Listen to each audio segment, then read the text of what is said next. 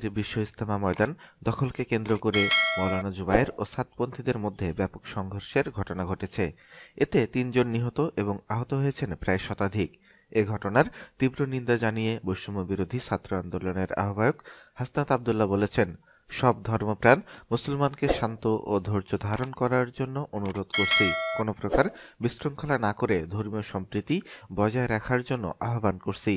তাবলিগ একটি দ্বীনি ও ধর্মীয় ইস্যু, ফলে আমরা মনে করি তাবলিগ সহ ধর্মীয় সব বিষয়াদি ওলামায়ে কেরামের মাধ্যমেই সুরাহা ও মীমাংসিত হবে।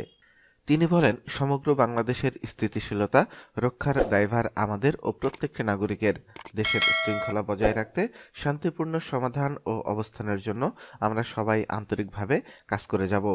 হাসনাত আরও বলেন, সাতপন্থী সমর্থিত সচেতন ছাত্র সমাজের দেওয়া প্রধান উপদেষ্টার কার্যালয় ঘেরাও কর্মসূচি এবং সকাল 10টার মধ্যে মওলানা সাদের ভিসার জন্য বাসভবন ঘেরাও কর্মসূচি ঘোষণার কারণে আমরা অনাকাঙ্ক্ষিত ঘটনা এড়াতে সাতপন্থীদের সাথে আলোচনার জন্য টঙ্গী যাই।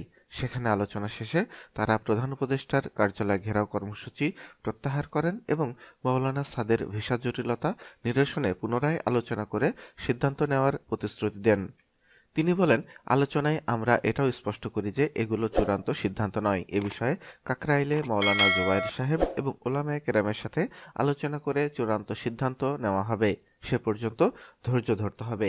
এ উদ্দেশ্যে মঙ্গলবার রাত 2টায় কাকরাইলে আলোচনার জন্য যাই। সেখানে মওলানা মাহফুজুল হক ও মওলানা মামুনুল হক সহ অন্যান্য আলেমরা উপস্থিত ছিলেন। তিনি আরও বলেন, সেখানে পৌঁছানোর পর সাতপন্থী একজন মুফতির একটি পোস্ট আমাদের দৃষ্টিগোচর হয়। সেখানে খণ্ডিত ভিডিও প্রচার করে বলা হয়েছে আমরা নাকি তাদের জোর করার অনুমতি দিয়েছি। এটি আমাদের সিদ্ধান্তের সম্পূর্ণ বিপরীত।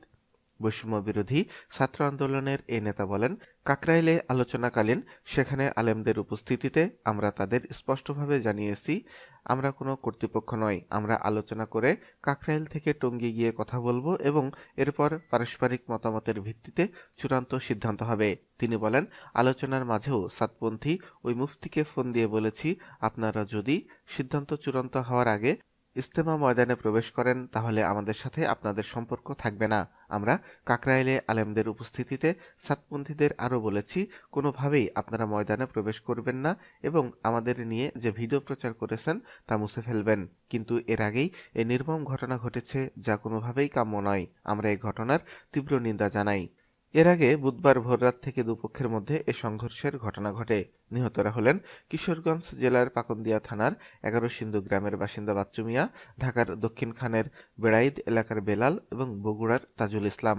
স্থানীয়রা জানান, রাত 3টার দিকে সাতপন্থীরা তুরাগ নদীর পশ্চিম তীর থেকে কামারপাড়া ব্রিজ সহ বিভিন্ন রাস্তা দিয়ে ইজতেমা ময়দানে প্রবেশ করতে থাকে। এ সময় ময়দানের ভিতর থেকে জুবায়েরপন্থীরা ইটপাটকেল নিক্ষেপ করে।